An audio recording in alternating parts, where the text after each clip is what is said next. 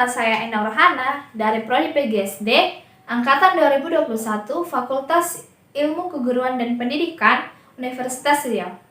Jadi, kali ini saya akan menjelaskan materi pesawat sederhana sebagai pemenuhan tugas ujian tengah semester KD Fisika. Selamat menyaksikan. Nah, pesawat sederhana. Teman-teman tahu pesawat sederhana itu bukan pesawat yang kita lihat di angkasa, melainkan pesawat sederhana adalah sebantuan alat yang digunakan manusia untuk membantu pekerjaan manusia agar lebih cepat. Nah, pesawat sederhana ini kita bisa lihat penggunaannya dalam kehidupan sehari-hari. Salah satu contohnya itu adalah sapu.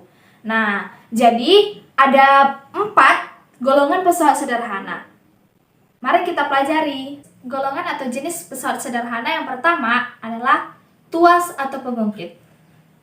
Tuas atau pengungkit itu ada 3 golongan loh. Yang pertama itu berdasarkan posisi kuasa, titik tumpu, dan juga beban. Yang pertama itu adalah tuas golongan 1. Nah, tuas golongan 1 ini kita bisa lihat itu titik tumpunya berada di antara beban dan kuasa. Titik tumpu berada di antara beban dan kuasa. Nah, salah satu contohnya adalah jungkat-jungkit. Kalau kita dulu sering bermain di TK atau di taman, biasanya ada jungkat-jungkit kan. Jadi, titik tumpunya itu berada di tengah dan bebannya berada di sebelah kanan dan titik kuasanya berada di sebelah kiri. Lalu contoh yang kedua ialah gunting. Nah, kita bisa lihat di sini, kita bisa perhatikan ini merupakan titik utamanya atau titik tumpunya. Lalu di sini titik kuasa dan di sini beban. Nah, selanjutnya golongan yang kedua itu tuas golongan 2. Nah, tuas golongan 2 ini titik bebannya berada di antara titik kuasa dan titik tumpu. Nah, saya mengambil contoh yaitu gerobak dorong beroda 1. Bisa kita lihat di sini gerobaknya. Di sini merupakan titik beban yang nantinya akan kita isi beban. Dia berada di tengah di antara titik tumpu. Bannya merupakan titik tumpunya. Lalu bagian kita mendorongnya merupakan titik kuasa. Titik kuasa itu bagian kita mengangkatnya. Selanjutnya ialah tuas golongan 3. Nah, teman-teman di rumah biasanya menyapu menggunakan apa? Pasti menggunakan sapu. Nah, sapu itu merupakan salah satu contoh dari tuas golongan 3.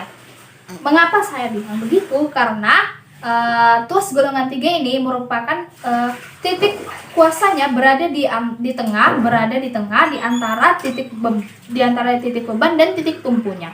Nah, saya mengambil contoh yaitu sapu. Ini merupakan sapu. Nah, di sini ini merupakan titik tumpunya. Lalu di sini ini merupakan titik kuasanya. Lalu yang di bagian bawahnya kita biasanya menggunakan ini untuk mengambil debu, menyapu debu dan menyapu pasir. Ini merupakan bebannya. Nah, jenis pesawat sederhana yang kedua adalah bidang miring. Nah, teman-teman di rumah apalagi yang cewek-cewek biasanya menggunakan apa pada saat memotong sayur? Pasti menggunakan pisau. Nah, pisau itu merupakan salah satu contoh penggunaan dari bidang miring. Nah, biasanya bidang miring ini digunakan untuk memindahkan alat-alat berat dari satu tempat tinggi ke tempat yang rendah.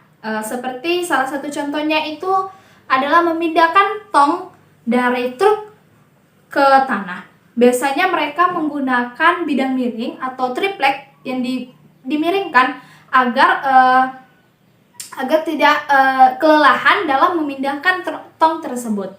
Namun jarak biasanya yang ditempuh untuk memindahkan tong tersebut biasanya ditempuh akan menjadi lebih jauh. Nah, pada saat di awal tadi saya bilang contohnya salah satu adalah dalam memotong sayur menggunakan pisau. Nah, bisa kita lihat di sini pisaunya. Biasanya memang iya pisau bentuknya lurus, tapi penggunaannya itu kita pasti memiringkan. Nah, ini merupakan salah satu contoh dari penggunaan bidang miring. Yang ketiga itu ialah katrol. Nah, teman-teman semua pernah lihat katrol Katrol belum. Nah, untuk biasanya katrol ini digunakan untuk menimba air di sumur. Katrol adalah golongan pesawat sederhana yang merupakan roda pada poros dan dihubungkan dengan tali untuk mempermudah pekerjaan. Katrol tersebut dibagi menjadi 3, yaitu katrol tetap, katrol bebas, dan katrol majemuk. Katrol tetap itu biasanya katrol yang digunakan untuk menimba air di sumur. Itu merupakan katrol tetap. Kenapa disebut katrol tetap? Karena saat digunakan katrol itu tidak berubah posisi. Kita bisa lihat pada gambar di samping. Jadi yang kedua adalah katrol bebas. Nah, katrol bebas ini merupakan kebalikan dari katrol tetap. Kenapa? Karena ketika digunakan posisi katrol tersebut akan berubah. Biasanya katrol jenis ini dipakai untuk memindahkan benda dengan cara menariknya ke atas. Salah satu contohnya itu adalah alat pengangkut barang di dermaga. Nah, kita bisa lihat gambarnya di samping. Selanjutnya yang ketiga adalah katrol majemuk. Katrol majemuk ini merupakan kombinasi antara katrol bebas dan katrol tetap. Nah, biasanya katrol majemuk ini adalah susunan dari katrol yang lebih dari satu. Biasanya contohnya itu pada mobil derek dan peralatan pemanjatan tebing. Nah, ternyata jenis katrol itu banyak loh. Tidak hanya seperti yang biasa kita lihat di tiang bendera atau di sumur. Ternyata setelah kita pelajari, kita bisa memahami ternyata ada 3 jenis katrol. Ada katrol bebas, katrol tetap, dan katrol majemuk. Jadi, tujuan dari penggunaan katrol tersebut untuk membantu mempermudah pekerjaan manusia. Jenis pesawat sederhana yang terakhir adalah roda berporos. Roda berporos itu biasanya kita bisa lihat di sepeda motor, di mobil, maupun di sepeda. Di tengah-tengahnya itu biasanya ada poros agar roda tersebut dapat berputar dengan bebas. Dengan adanya roda berporos, dapat membantu pekerjaan manusia, terutama khususnya pada kendaraan, agar dapat bergerak dengan efisien dan mudah. Nah, itu tadi penjelasan saya mengenai materi pesawat sederhana. Ternyata pesawat sederhana itu digunakan untuk membantu pekerjaan manusia agar lebih mudah.